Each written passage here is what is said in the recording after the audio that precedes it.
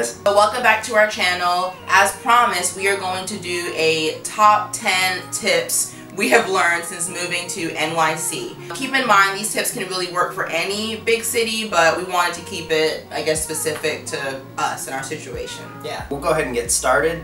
Number 1, you want to have a plan before you come. So that involves looking into jobs, careers, talking to recruiters. It makes sense to have a source of income when you come to the big city. You also want to make sure that you try to figure out the neighborhood you want to live in, scope out the area that's in your price range, because New York can be quite expensive depending on the city you choose, and it can be a little bit unrealistic on TV. Because we suggest coming to New York prior to moving here and just walking around, exploring, and asking questions. We did it. It helped us a ton. It did. Number 2 is if you're living by yourself or with a partner, you need to make 40 times rent. That's a lot. 40 times each month's rent payment annually. That being said, if it's $2,000 a month, you need to make $80,000. That can be kind of difficult. Look into the roommate situation. There's also the option for you to find a guarantor, so if you have parents that would be willing to put their credit on the line for you.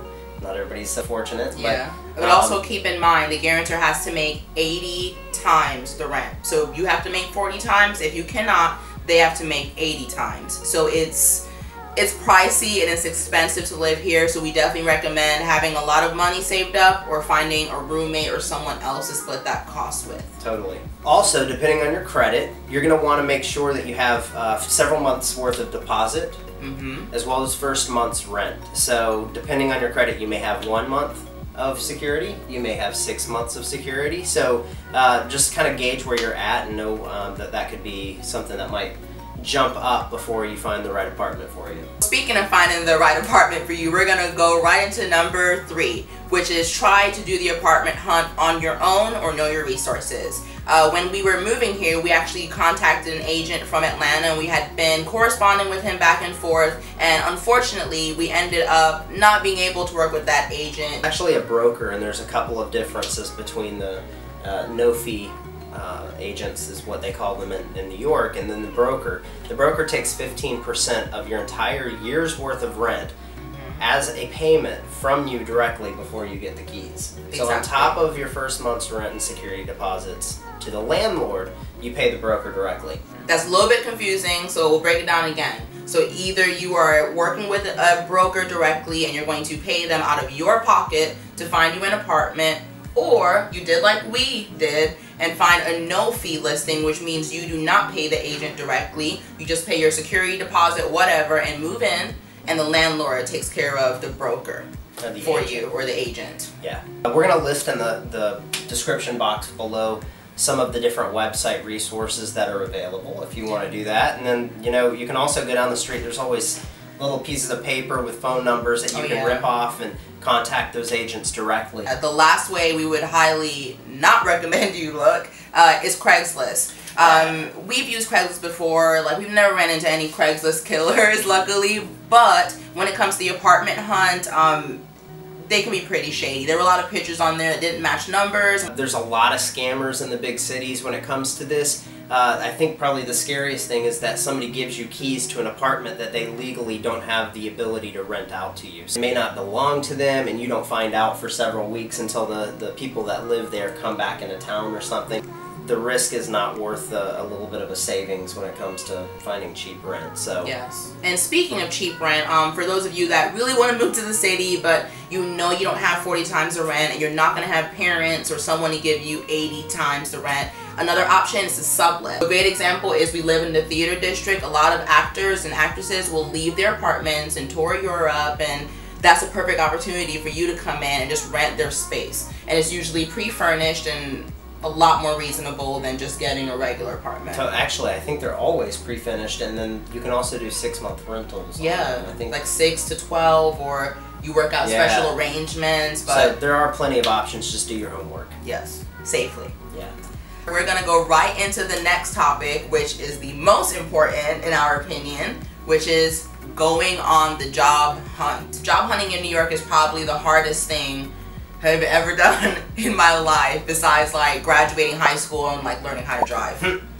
It's not really hard. They are hard. They are hard. No, for real though. I think we both came here with the preconception that we were talented, we had good work history, we would find a job really quickly. It was tough to find the right fit. We may have been on tons of interviews, but finding the company that we wanted to kind of strap our feet to and commit to was a little bit more difficult. So make sure that you've planned enough time, maybe 60 to 90 days. It will take you longer than you expect to find a career. We used resources like Glassdoor, Indeed, LinkedIn. There are recruiters that will contact you if your resume's up on those websites. They look for jobs to fill. Yeah. They get paid based on placing you into that job. There's lots of different ways to find jobs here. You can also go to the company's websites and obviously apply directly. And of course it has to pay the bills. So there are a lot of actors here and aspiring singers, and that's fine, but you got to pay the bill. So find a job that you know can pay that rent and cover the light bill and all of that. And then if not, get a second. Yeah, a lot of people have second jobs. There's plenty of part-time jobs available, so roll up your sleeves if you have to. If you guys do want to see a separate video on the job hunting process, let us know below, but we didn't want to overwhelm this video with that information. Yep. Number 5, get to know your transportation options.